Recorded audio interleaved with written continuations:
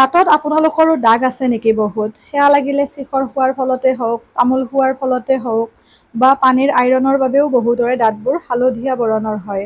যদিহে আপোনালোকৰ দাঁততো দাগ আছে বা একেবাৰে লেতেৰাৰ দৰে দাঁতবোৰ, কিন্তু সদায় যদি পৰিষ্কাৰ কৰি থকা হয় ইমানখিনি লেতেৰা নহয়। কিন্তু বহুত দিন যদি আপোনালোকে ভালকৈ দাঁতবোৰ পৰিষ্কাৰ নকৰে তেতিয়াও তেনেকুৱা লেতেৰাটো হৈ যায়, জমা হৈ যায়। কিন্তু এইবোৰ খালেও ৰেগুলাৰ পৰিষ্কাৰ কৰি থাকিলে নহয়। তথাপিও যদি কাৰোবাৰ দাঁতত হালধীয়া বৰণ হৈছে বা দাগ আছে একেবাৰে, তেতিয়াহ'লে এই পদ্ধতিটো অৱলম্বন কৰি চাব পাৰে। মই ৰেগুলাৰ ব্যৱহাৰ কৰোঁ, দাগ থকা বুলি নহয়। কিন্তু কেতিয়াবা যদি হালধীয়া ধৰণৰ হয় কিছুমান বস্তু খোৱাৰ ফলতো, তেতিয়াও যদি এই বস্তুখিনিৰে দাঁতকেইটা এনেকৈ ঘঁহি দিওঁ তেতিয়াহ'লে খুব সুন্দৰ পৰিষ্কাৰ হৈ যায়। আৰু গোটেইখিনি বস্তুৱে আমাৰ দাঁতৰ বাবে যথেষ্টখিনি উপকাৰী, কাৰণ দাঁতৰ কথা চকু চুলি এইবোৰ বস্তু আমি বহুত চাই বুজি ব্যৱহাৰ কৰিব লাগে। গতিকে মই নিজে ব্যৱহাৰ কৰি সুফল পাই পেলাইহে আপোনালোকলৈ আগবঢ়াইছোঁ।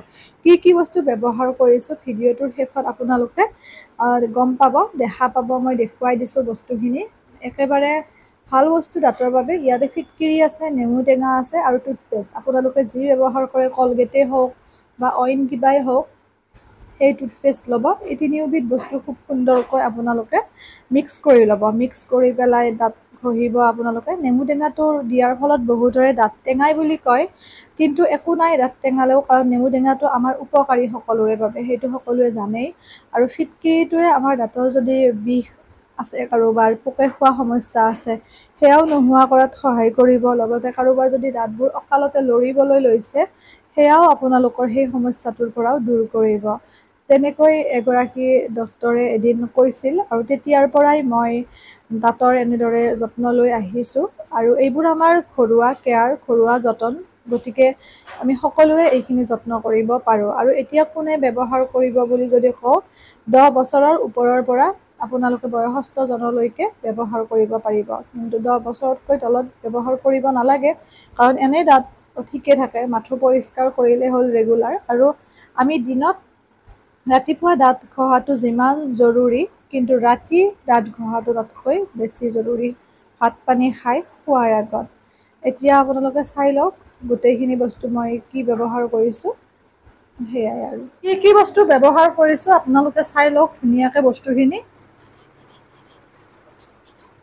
আৰু দাঁতকেইটা দেখুৱাই দিছোঁ। বহুতে কয় ভিডিঅ'টো দিলে যে আপোনাৰ দাঁতকেইটা দেখুৱাওক, মানে মই নিজে ব্যৱহাৰ কৰোঁ ৰেগুলাৰ, সেইবাবে আপোনালোকৰ লগত ভিডিঅ'টো মই শ্বেয়াৰ কৰিছোঁ। প্ৰত্যেকটো বস্তু ব্যৱহাৰৰ ভিত্তিতে শ্বেয়াৰ কৰোঁ। আৰু দাঁতকেইটা মই দেখুৱাই দিছোঁ। এয়া এনেদৰে পৰিষ্কাৰ কৰি থকা হয়। প্ৰয়োজনীয় বস্তুখিনি দাঁত পৰিষ্কাৰ কৰিবলৈ আপোনালোকক দেখুৱাবলৈ লৈছোঁ। একেবাৰে সাধাৰণ বস্তু। এয়া নেমু টেঙা এফাল। নেমু টেঙা কিন্তু চেপি দিলে বহুতে কয় যে দাঁতটো টেঙাই, কিন্তু একো কথা নাই। নেমু টেঙাটো এনেও আমাৰ ভাল, আপোনালোকে সকলোৱে জানে। গতিকে নেমু টেঙাই আপোনালোকৰ দাঁতত যিবোৰ দাগ আছে, লেতেৰা আছে, সেই সকলোবোৰ পৰিষ্কাৰ হোৱাত সহায় কৰিব সহজতে। আৰু লগতে এয়া কলগেট। আপোনালোকে যি টুথপেষ্ট ব্যৱহাৰ কৰে সেয়াই ল'ব পাৰে। আৰু এয়া হৈছে ফিটকিৰি।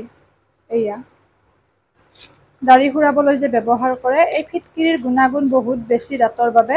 যদি কাৰোবাৰ দাঁত পোকে খাই প্ৰচণ্ড বিষ হৈ আছে, ফিটকিৰিৰ গুৰি যদি অকণমান লগাই দিয়ে, দাঁতৰ বিষ লগে লগে নাইকিয়া হয়। লগতে যদিহে আপোনালোকৰ দাঁতবোৰ মানে লৰিব ধৰিছে অকালতে, সেই সমস্যাটো আপোনালোকৰ নাইকিয়া হ'ব। দাঁতৰ গুৰি মজবুত কৰাত সহায় কৰে। যদিহে ৰাতিপুৱা সদায় কলগেটৰ লগত অকণমান অকণমান ফিটকিৰি গুৰি মিহলি কৰি আপোনালোকে দাঁতকেইটা মাজে, খুব ভাল ৰিজাল্ট পাব দাঁতৰ বাবে।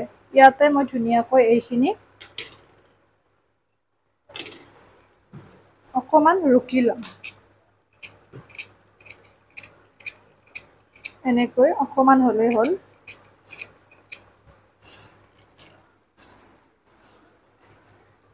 এইখিনি মই ৰুকি লৈছোঁ।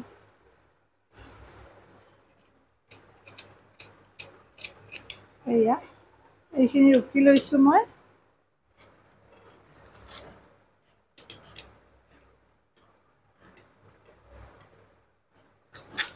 লগতে ইয়াতে মই টুথপেষ্টটো দি দিম এইখিনিত।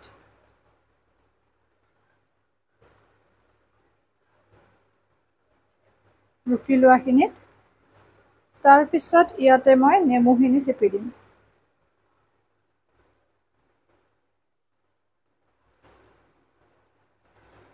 খুব সুন্দৰকৈ মিশ্ৰণটো হৈ গ'ল। এতিয়া এনেকৈ আপোনালোকে মিহলি কৰিব। ৰেডি হৈ গ'ল, মাত্ৰ এইখিনি বস্তু। ব্যৱহাৰ কৰিব, এসপ্তাহ ব্যৱহাৰ কৰকচোন, মোক ৰিজাল্টটো জনাব। এইবোৰ নৰ্মেল কথা, ঘৰুৱাভাৱে আমি এনেকৈ দাঁতকেইটা পৰিষ্কাৰ কৰিও ৰাখিব পাৰোঁ, লগতে দাঁতৰ গুৰি মজবুত কৰা, পোকে খোৱা সমস্যাৰ পৰাও আমি নিজকে বচাই ৰাখিব পাৰোঁ, যিহেতু গোটেইখিনি বস্তু ভাল বস্তু হয়।